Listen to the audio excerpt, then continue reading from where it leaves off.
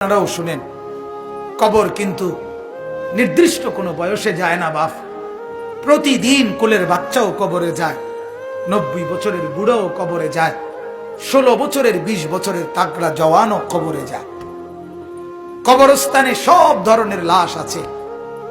এজন্য কবর ডেকে বলে, ও আল্লাহর বান্দা, আমি পোকামাকড়ের ঘর। সেই ব্যক্তি যে একটা মশারি ছাড়া, একটা সামান্য মশার কামড় সহ্য করতে পারো না, একটা মশা কানের কাছ দিয়ে গেলে তোমার ঘুম ভাঙ্গা যায়, মশারি টাঙ্গাও, কয়েল জ্বালাও, অ্যারোসল লাগাও, এত কিছু করে তুমি মশার একটা আওয়াজ থেকে, কামড় থেকে বাঁচতে চাও। হায় আল্লাহর বান্দা, তো বছরের পর বছর, শত শত বছর কবরের মধ্যে এই পোকামাকড়ের ঘরে কেমনে থাকবে?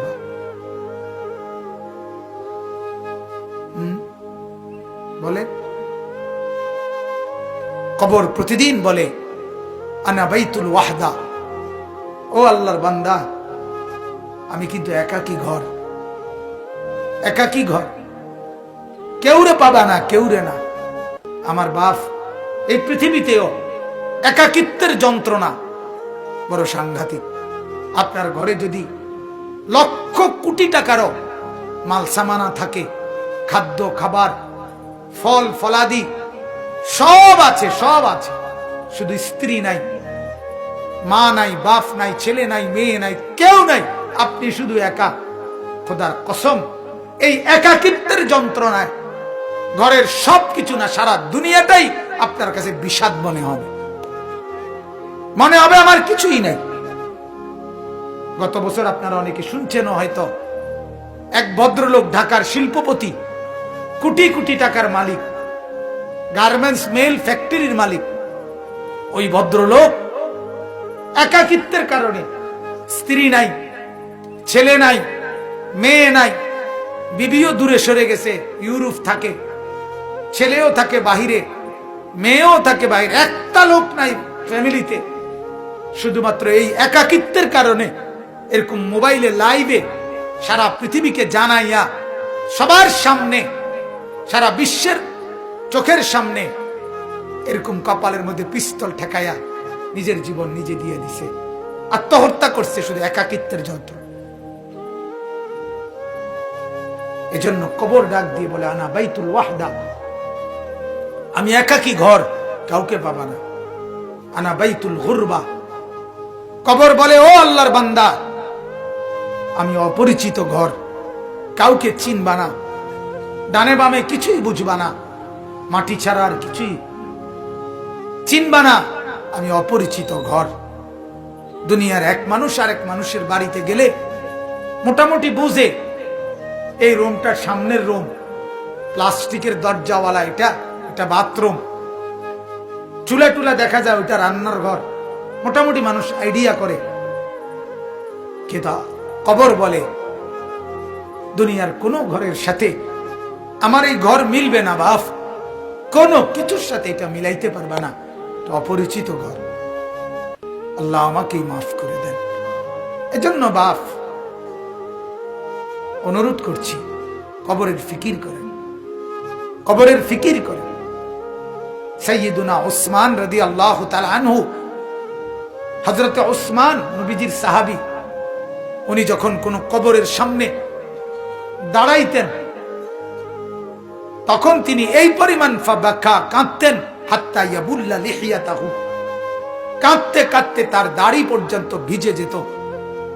অন্যরা জিজ্ঞাসা করতেন, ও আমিরুল মুমিনিন, কবর দেখলে আপনি এমন করেন কেন? তখন তিনি বললেন, তুমি জানো না, এটাই তো আখিরাতের প্রথম মঞ্জিল, আউয়ালু মানজিলিন মিন মানাজিলিল আখিরাহ, আখিরাতের প্রথম ঘর, প্রথম স্টেশন।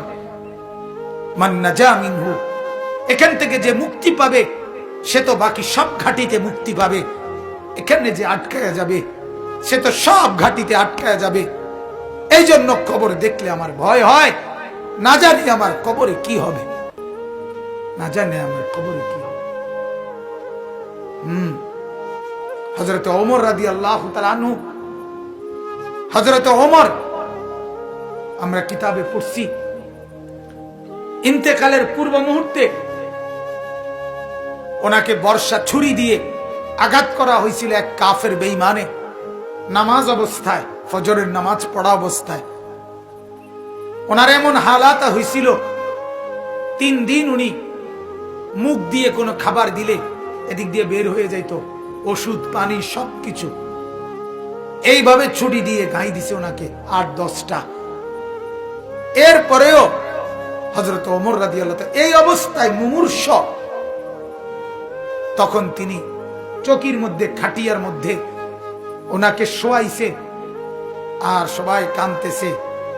উনি তখন চোখের পানি ফেলে দিয়ে হযরত ওমর তার ছেলে আব্দুল্লাহকে বলছে, আব্দুল্লাহ, আমাকে তুমি চকির থেকে, খাটিয়ার থেকে মাটিতে নামাও, আমি কবরে যাব কিছুক্ষণের মধ্যে, আমারে মাটিতে নামাও, আমার গাল মাটির মধ্যে ঘষা লাগাও, দা খাদ্দি আলাল আরদ, আমার গাল মাটিতে রাখো, আমারে মাটিতে ফেলায় রাখো, আসা রব্বি আন ইয়ারহামানি, যেন আমার আল্লাহ একটু দয়া হয়, আল্লাহ যেন আমারে মাফ করে দেয়। যেন আল্লাহ বলতে না পারে, ওমর মরার সময়ও খাটে উঠতে রইছ, অহংকার করছিস, এটা যেন বলতে না পারে। এই ছিল সাহাবায়ে কেরামের ফিকির ভাইয়া, ফিকির।